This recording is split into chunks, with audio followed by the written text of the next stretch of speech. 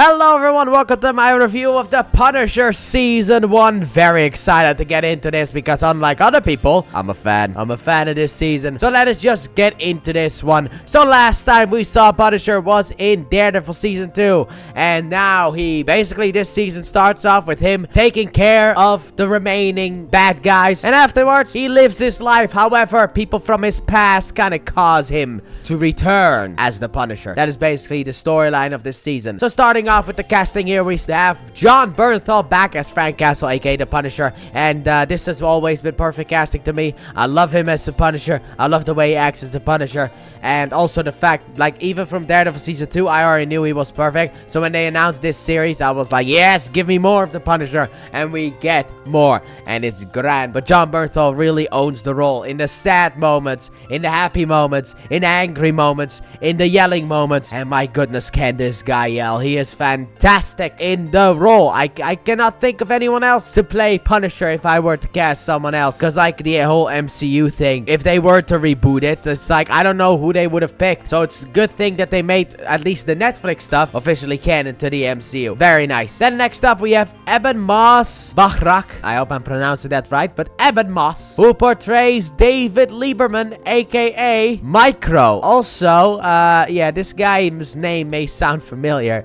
but that's because of the fact that he also plays the Thing in the MCU. However, that doesn't matter because the Fantastic Four First Steps movie takes place in an alternate universe, so it's allowed. Which, if the Thing and Punisher ever gonna interact, it's gonna be a bit awkward. But overall, he did a good job. And also, Micro was teased at the end of Daredevil Season 2 when he went back to his house and he found that disc with Micro on it. So yeah, but Micro has a story of his own, and it kind of interlinks with Punisher. And I love the way that this guy interacts with Frank Castle. The way that Micro and Frank interact with each other is really funny. Like, I keep hearing people say, at least back in the day, that like, oh, the Netflix shows are dark. It's like, yeah, but they can still have humor. Like, this series has more humor in it than like the DCEU, at least under Zack Snyder. Let's say that, okay? Because after he was gone, they kind of started to lighten the things up, so that became a little bit more funnier. But this season is a lot funnier than like the earlier stuff from the DCU, and it's peak stuff. And Eben really does a good job. I also apologize if I mispronounced the last name. Then next up we have Ben Barnes portraying Billy Russo. Now, comic book fans know certain things about this character that you and I may not know about, because I don't read comics and I didn't really know much about the Punisher.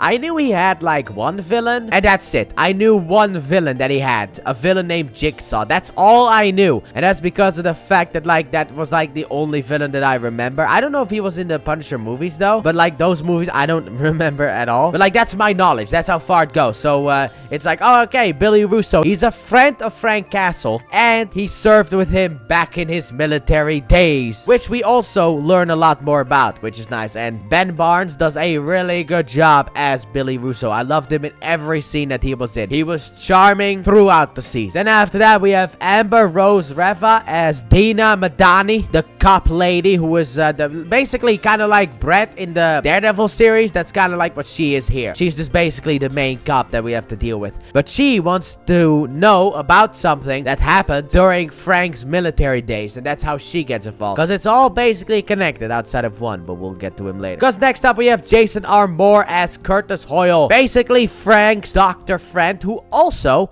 runs a therapy group for veterans. And I also like the way that this show portrays veterans, but well, we'll get there, don't you worry about that one. But overall, Jason did a good job as Curtis Hoyle. I liked him a lot. And then next up, let's go into the whole military thing. Then we have Daniel Weber as Lewis Wilson. And he is basically military gone wrong, kind of. Like, what happens to people when they come out of the military, but then the bad stuff that happens to people when they come out of the military. You know, the trauma that they have. And I will say that Daniel Weber might actually be a standout actor in his scenes. Like, the way that he portrays it is absolutely perfect. The whole breakdown that Lewis will have over the course of this season is really, really good to see. And then finally, for the last cast member that I'm allowed to talk about, we have Paul Scholes as William Rawlins, aka Agent Orange. And let's just call him the main villain of the season. That's all I'll say. And he was a bit disappointing, I will say that. Now, the baddies in this season are not always like disappointing. Rawlins is, though. He is basically the kind of guy who just wanted power. Simple as that. However, I did like his interactions with Frank, especially when Frank, like, punches him. It's like he is very weak. He's one of those, like, top people that never gets into a fight. So they get punched once, and they are already crying for someone to take that person out. And it works really well with Frank Castle's whole, like, he takes a punch and he'll punch you back. He'll punch you straight back. But Rollins isn't like that. So I like that difference. I enjoyed seeing that on screen. And finally, the one that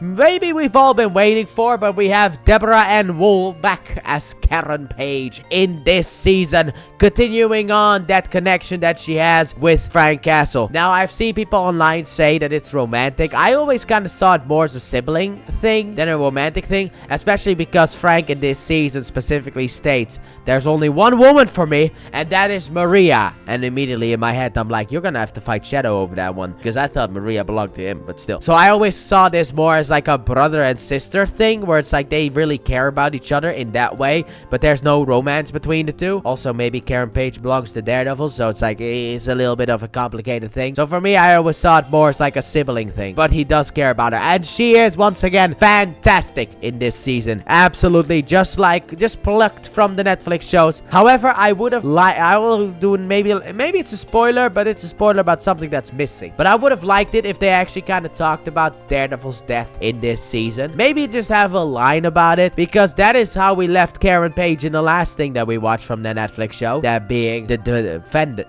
Defenders. So it would be nice if they actually kind of talked about that, but they did kind of gloss over that. But that is the casting that I'll talk about, because we have two other people here, but I don't really care to talk about them, because I don't really have anything to say about them. But overall, this season has a problem that I'll talk about right now, because this season is really good if you get later on. However, it's a bit slow, and that is where I feel like people are gonna have the problems with the thing. Sadly enough, it has its slow moments where I feel like people are potentially either gonna be bored or they just don't want to watch anymore, because it really takes its time to kind of get going, especially in the beginning. You gotta give it like promise, you gotta give it like 5 episodes for it to really get going. But overall, if you do stay with it, it's a great series. I've loved it from start to end. Even the slower moments I personally enjoyed, but that is the main complaint that I saw online, and I felt the need to address it itself. But overall, I enjoyed this season. So let's get into the final verdict. So my final verdict for The Punisher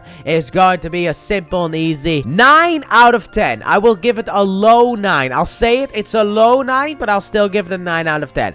Like I said, personally, I loved this season. I was a big fan of the thing throughout, from start to finish. I love the stuff that it deals with. Like, obviously, it deals with Frank, the military, his family, because of course it does, and also the truth. But then also you get this side plot with Lewis Wilson that I also really enjoyed. I was a big fan of that as well, and obviously Karen Page being back in this season was also a welcome addition as well. So that is my score. So let me know what you guys thought about The Punisher Season 1 in the comment section down below. Did you love it? Did you not? Tell me down below. And in the spoiler talk, tell me why you thought that. Well, with that being said, hope you guys have enjoyed. And if you did, please like button, subscribe if you're new, if that's right. Turn on notifications. Don't forget to check out the Let's Play channel, link in the description and at the end of the video. And next time we're going to be watching something that's been going on since the beginning of the year, actually, because in case you don't know, Punisher takes place in 2016, in November of 2016 to be exact. But it takes place over the course of the entirety of 2016, this next thing, and that is the world of magic. Finally, Mr. Doctor is gonna be here with the movie called Doctor Strange. So I'll see you guys for that one next time. Bye!